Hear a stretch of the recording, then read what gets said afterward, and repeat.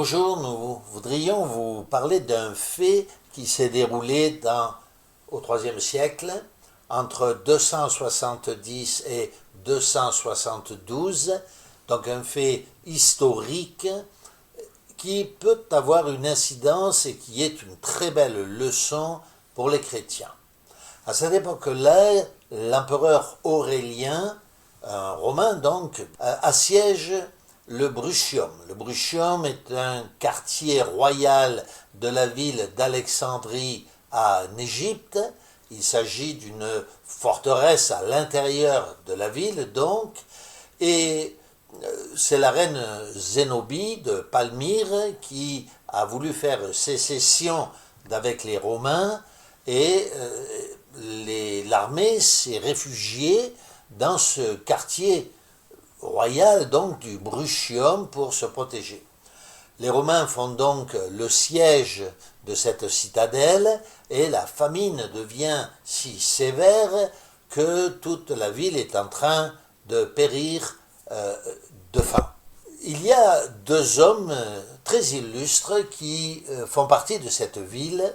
L'un est prisonnier dans la ville, c'est Anatole, un homme qui est à la fois chrétien et très illustre.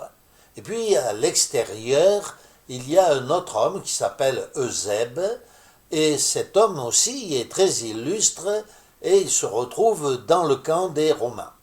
Nous allons donc faire la lecture d'un passage de l'historien, un autre Eusèbe de Césarée, qui, dans son histoire de l'Église, va relater un fait à la fois merveilleux et, comme je le disais précédemment, une excellente leçon pour les chrétiens de tous les temps.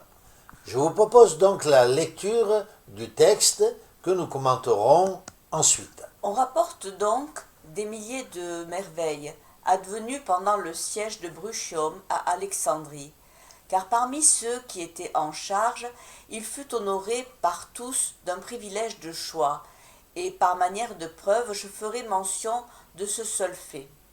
Le froment, dit-on, ayant manqué aux assiégés, de sorte que déjà la faim était plus insupportable pour eux que les ennemis du dehors, l'homme dont il s'agit et qui était présent prit des dispositions suivantes. Cet homme, je fais une aparté, c'est Anatole. Comme une partie des gens de la ville combattait avec l'armée romaine et par suite n'était pas assiégé, Eusèbe, il était en effet encore là avant sa venue en Syrie, se trouvait parmi ces derniers, et il possédait une grande réputation et un nom illustre chez le général romain. Anatole, donc, par un messager, le renseigne sur les assiégés affaiblis par la disette consécutive au siège. Eusèbe, à cette nouvelle, demande au général romain, comme une très grande faveur, d'accorder la vie sauve à ceux de ses ennemis qui viendraient spontanément à lui. Et ayant obtenu l'objet de sa demande, il le fait connaître à Anatole. Celui-ci, aussitôt qu'il eut reçu la promesse, réunit le sénat des Alexandrins et tout d'abord proposa que tous tendent une main amie aux Romains. Et lorsqu'il les vit furieux à cause de ces paroles, du moins, dit-il, je ne pense pas que vous me contredirez si je vous conseillais de permettre de sortir en dehors des portes et d'aller où ils voudront, ceux qui sont en trop et qui ne nous sont aucunement utiles, vieilles femmes, petits enfants, vieillards. Pourquoi en effet les avons-nous inutilement avec nous et seulement pour mourir? Pourquoi épuisons-nous par la faim des malades affaiblis dans leur corps, alors qu'il faut nourrir seuls les hommes et les jeunes gens et économiser le froment nécessaire pour ceux qui sont indispensables à la garde de la ville? Nous voyons ici le déroulement de ces deux hommes illustres et chrétiens. Le premier, Eusèbe, qui va réunir ou qui va s'adresser au général romain et qui va le persuader de laisser partir tous les affligés, tous les faibles, tous ceux qui en réalité ne veulent pas participer au combat et veulent se réunir aux Romains.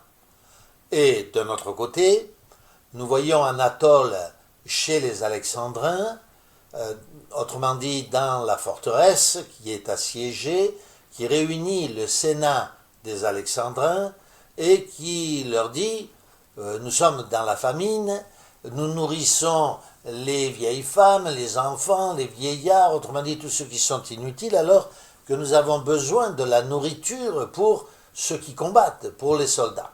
Laissez donc partir tous ces faibles, laissez-les partir, aller chez les Romains qui s'en occuperont.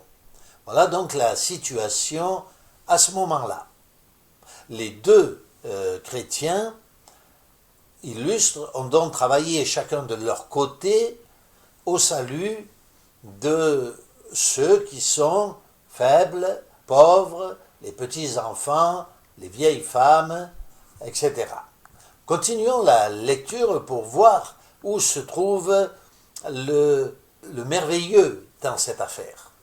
Par de tels raisonnements, il persuada le Sénat, et s'étant levé le premier, il vota un décret ordonnant de renvoyer de la ville tout ce qui n'était pas utile pour l'armée, hommes ou femmes, parce que pour ceux qui resteraient et demeureraient sans aucune utilité dans la ville, il n'y aurait même pas d'espoir de salut, et qu'ils seraient détruits par la faim. Tous les autres personnages assemblés au Sénat, ayant acquiescé à ce décret, il s'en fallut de peu qu'il ne sauve tous les assiégés. Il veilla à ce que s'éloignent d'abord ceux qui appartenaient à l'Église, puis aussi les autres qui étaient dans la ville, quel que fût leur âge, non seulement ceux qui étaient visés par le décret, mais à leur occasion des milliers d'autres qui, secrètement vêtus d'habits de femmes, sortaient des portes la nuit grâce à cette prévoyance et se précipitaient vers l'armée romaine. Là, Eusèbe les recevait, à la façon d'un père et d'un médecin, et comme il était mis à mal par suite d'un long siège, il les réconfortait en toute providence et soin.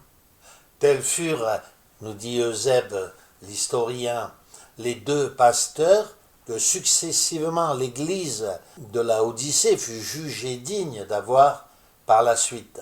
Par une providence divine, ils avaient quitté la ville d'Alexandrie après la guerre dont on a parlé pour venir donc à la Odyssée. Nous voyons donc par ce récit tout à fait merveilleux comment ces deux hommes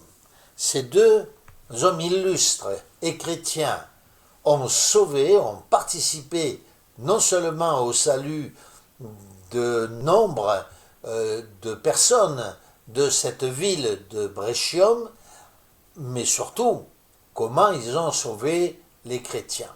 Nous voyons ici, n'est-ce pas, dans le récit qu'il y avait deux partis, le parti des Romains et le parti opposé, celui des Alexandrins, de Brescium, et pourtant, ces deux hommes qui étaient face à face, l'un du côté romain et l'autre du côté égyptien, ont participé ensemble, conjointement, non pas à attiser la haine d'un parti contre l'autre, mais au contraire à participer au salut des chrétiens des deux camps. Oui, c'est vrai que c'est une belle leçon parce que ça nous apprend que malgré les différences de camps, le chrétien ne doit pas se laisser envahir par les propagandes, par les haines qui sont attisées, mais doit toujours travailler à l'amour et au respect de ses frères qui sont dans l'autre camp, qui sont peut-être opposés au pays dans lequel les chrétiens vivent. Il ne faut pas se laisser envahir par ses pensées. Voilà, nous rappelons que les chrétiens font partie d'une seule nation, celle du christianisme. Le christianisme est notre nation. Que nous soyons d'un camp ou de l'autre, il est évident que les chrétiens ne suivent pas la propagande haineuse qui consiste à se haïr l'un et l'autre, un camp contre l'autre. Nous avons connu cette situation, nous nous rappelons, avec le Rwanda, où les Tutsis combattaient les Hutus, et des chrétiens, des soi-disant chrétiens, se sont massacrés les uns les autres parce qu'ils s'étaient laissés prendre par la propagande. Aujourd'hui, il existe de nombreuses guerres modernes. Nous pouvons parler de la Russie contre l'Ukraine, nous pouvons parler de nombreuses situations où les camps s'affrontent, mais ce n'est pas le rôle d'un chrétien de participer à ce genre de guerre, à se laisser dominer par la propagande. Les chrétiens devraient, comme à cette époque extraordinaire du christianisme naissant, prendre position pour le salut des autres chrétiens de l'autre camp, ne se laissant pas guider par la propagande. Nous espérons que chacun d'entre nous auront compris cette belle leçon relatée par l'histoire de l'Église des premiers siècles et qu'il en tirera profit pour son propre salut, non pas devant les hommes, non pas devant une guerre humaine, mais devant notre Seigneur qui juge chacun.